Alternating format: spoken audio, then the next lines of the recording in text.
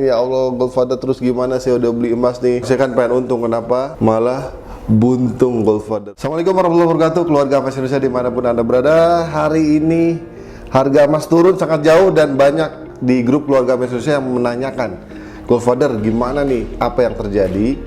Bagaimana menyikapinya? Seperti biasa, pasti pertanyaannya itu antara harga emas turun ataupun naik. Nah, Goldfather kali ini mau kasih info 4 tips menyikapi harga emas yang turun, apalagi lagi drastis banget nih. Oke, yang pertama sebelum kita bahas 4 tipsnya, kita ketahui dulu apa penyebabnya. Apakah benar turun? Kalau benar turun atau enggak, kita harus pakai indeks, guys. Indikatornya apa? Kita bisa pakai beberapa indikator. Pertama adalah biasa acuan Goldfather adalah Gold Price Indonesia. Teman-teman bisa buka di situsnya. Langsung kalau mau gampang itu di bagian kanan langsung ada 30 hari terakhir itu minus 3,04% ya. Untuk emas, kalau peraknya 30 hari terakhir minusnya 9,98%. Itu based on 7 Juli 14 lebih 26 waktu Indonesia bagian Barat. Memang gitulah ada penurunan. Indikator kedua kita bisa lihat dari buyback Antam hari ini turun 13.000. Kalau tahun ini teman-teman tertinggi buyback Antam ada di 9 Maret 2022 yaitu Rp943.000. Jadi udah turun berapa persen? Turunnya Rp103.000, lebih kurang 10, sekian persen lah. Gede banget guys, 10, sekian persen itu. Pertanyaannya, ya Allah, Goldfather terus gimana? Saya udah beli emas nih. Saya kan pengen untung, kenapa? Malah buntung Goldfather. Bagaimana menyikapinya? Sabar dulu guys, sabar ya. Oke, kalau begitu Goldfather sekarang mau bagi tips 4 tips saat harga emas turun. Yang pertama teman-teman, yang lagi gelisah, tenang aja, tetap tenang ya. Join aja grup keluarga emas Indonesia, di situ kita bisa diskusi lebih lanjut. Atau Goldfather sih kayaknya harus sering-sering live IG nih. Udah banyak yang minta live IG buat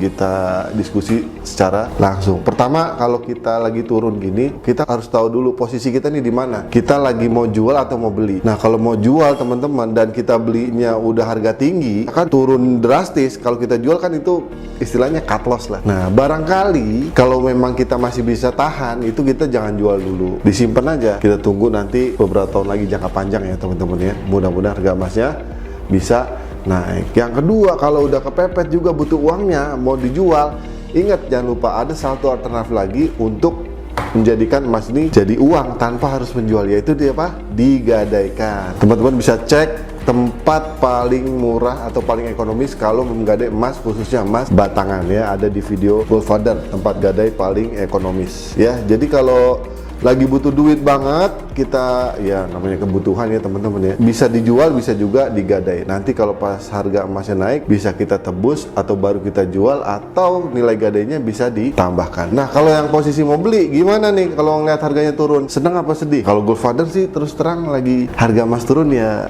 ada senangnya juga ya guys ya. Kenapa? Karena dengan anggaran yang sama setiap bulan udah kita sisihkan lesi 1 juta, 2 juta, maka gramasi emasnya kita bisa dapatkan lebih banyak ketimbang harga emasnya naik.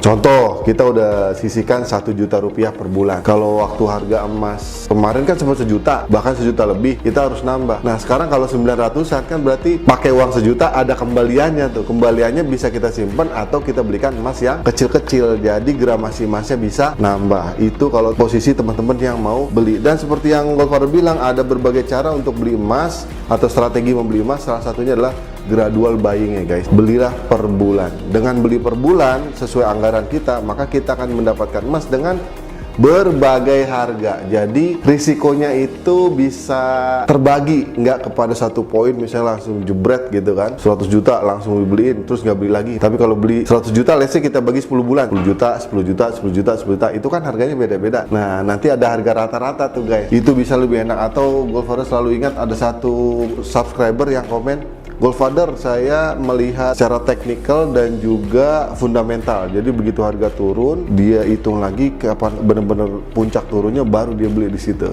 Dan gradual buying, wah, itu the best deh ya buat Goldfather. Itu yang pertama, ketahui dulu posisi kita lagi mau jual atau mau beli. Goldfather juga mau pastikan, sebagian besar kayaknya sedih nih kalau harga emasnya turun ya guys ya. Karena kan udah beli, harapannya kan mau untung, tapi ternyata turun. Guys, seperti yang guru-guru kita ajarkan ya, namanya investasi emas selalu dibilangnya untuk jangka panjang. Jadi teman-teman tidak usah bersedih hati. Kalau kita lihat data nih jangka panjang, masuk lagi ke gold price Indonesia nih guys, Goldfather capturein ya teman-teman ya. Itu di 5 tahun terakhir aja dia udah 60,2% jangka panjang. Jadi kalau baru beli setahun terakhir nih, 1 tahun terakhir yes masih minus 0,54%. 5 tahun terakhir 60,20%. 20 tahun terakhir 841,28%.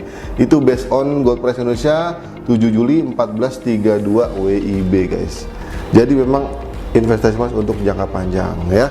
Sekali lagi investasi emas itu sudah ribuan tahun terbukti daya belinya. Kemarin Goldfather buat postingan tentang daya beli 1 dinar untuk membeli kambing dari 1400 tahun yang lalu sampai 2022 ini masih terbukti teman-teman. Jadi tidak usah berkecil hati ya, kalau memang mau beli pas turun beli aja. Tapi kalau teman-teman yang tetap pengen untung walaupun harga emas turun, nah dulu Goldfather juga mikir gimana ya caranya, apakah kalau harga emas turun itu nggak bisa untung? Ternyata setelah dikulik-kulik guys bisa ya, bahkan bukannya seneng ya kalau harga emas turun itu Goldfather nih ya agak-agak tenang. Jadi kenapa? Ketika teman-teman ada yang berprofesi sebagai pedagang emas, itu relatif tenang kalau harga emasnya lagi turun. Punten banget ya. Kan Goldfather masih kecil nih, tradingnya jualan emasnya masih kecil. Jadi kalau kita jual emas itu 1 gram emas laku hari ini, maka kita harus restock guys. Kalau nggak restock, ini khawatir harga emas naik, wah itu kita bisa nombok. Tapi contoh begini, Goldfather beli 1 juta, Goldfather jual 1.050.000. Hari ini Goldfather harus restock nih, beli 1 juta rupiah, jadi dapat 1 gram emas plus 50.000. Kalau nggak restock hari yang sama, itu bahaya. Bahayanya apa? Kalau harga emasnya naik. Coba Goldfather jual 1.050.000, Goldfather nggak langsung beliin emas. Besok 1.100.000, Goldfather nggak bisa dapat emas 1 gram. Tapi kalau harga emasnya turun, sekarang 1.050.000 ya, Goldfather punya modal 1 juta, besoknya turun 900, Goldfather malah dapat untung lagi nambah. Jadi itu didapat dari proses ya, proses melakukan jual beli emas dari kecil-kecilan ya teman-teman. Akhirnya didapatkanlah rumus tetap untung walau harga emas turun. Memang ini nggak umum ya, khusus buat teman-teman yang ingin jadi pedagang emas. Dan info lebih lanjut tentang jual beli emas atau training berbisnis emas mulai dari nol, teman-teman bisa buka menu nomor 5 di gudangmas.com, bisa daftar ke situ ya teman-teman ya. Khusus teman-teman yang ingin tetap untung walau harga emas turun. Yang ketiga teman-teman, Goldfather ingin ingatkan bahwa emas itu adalah investasi yang underlyingnya jelas. Kita beli 10 gram nih 9 juta let's say, harga emasnya turun jadi 8 juta sekalipun, kita emasnya tuh ada guys, jelas. Kenapa Goldfather bilang gini? Karena sebenarnya di luar sana banyak jenis-jenis investasi atau masuk kategori investasi atau dibilang investasi tapi underlyingnya nggak jelas. Ketika lagi turun dia cuma pegang apa? Pegang data atau berkas aja, ininya nggak ada, karena memang underlyingnya nggak jelas. Mirip juga kayak properti, kita pegang sertifikatnya, fisik rumahnya juga ada, kalaupun misal lagi turun ya sabar aja, toh kita bisa manfaatkan propertinya kan. Emas juga begitu, walaupun turun kita pegang fisiknya, udah tenang ya, gramasi emasnya tuh jelas. Tanya GF, ya, Bitcoin gimana? Bitcoin atau kripto? Gudangemas.com, tambah sekeping lagi. Gitu ya teman-teman. Nah yang keempat, Goldfather juga mau sampaikan bahwa kalau Goldfather sih punya keyakinan ya bahwa emas ini investasi yang sekali lagi yang sejak dulu sudah diminati orang, zaman dahulu kala, zaman sekarang dan sampai yang akan datang juga akan selalu diminati manusia teman-teman. Kalau yang belum minat ke emas mungkin karena dia belum tahu aja. Tak kenal maka tak sayang atau tak cinta kan. Nah itu aja sih sebenarnya. Dan terakhir sebagai penutup teman-teman, Goldfather lihat kan ini Amerika kan lagi krisis ya. Inflasinya di Maret kemarin 8,6%, itu tinggi banget. Kemudian untuk menekan inflasi ini The Fed naikkan suku bunganya.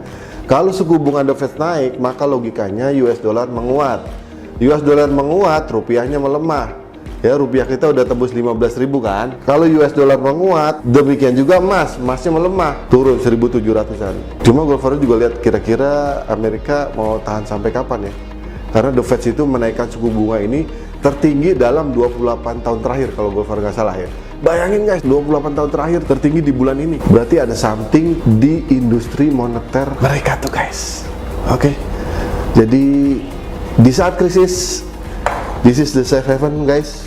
selamatkan uang Anda, aset Anda, salah satunya di emas. Gitu ya teman-teman, tetap semangat, tambah sekeping lagi menuju One Family, One Kilo for Better Indonesia. Stay calm and buy gold before it's too late. Dah, assalamualaikum.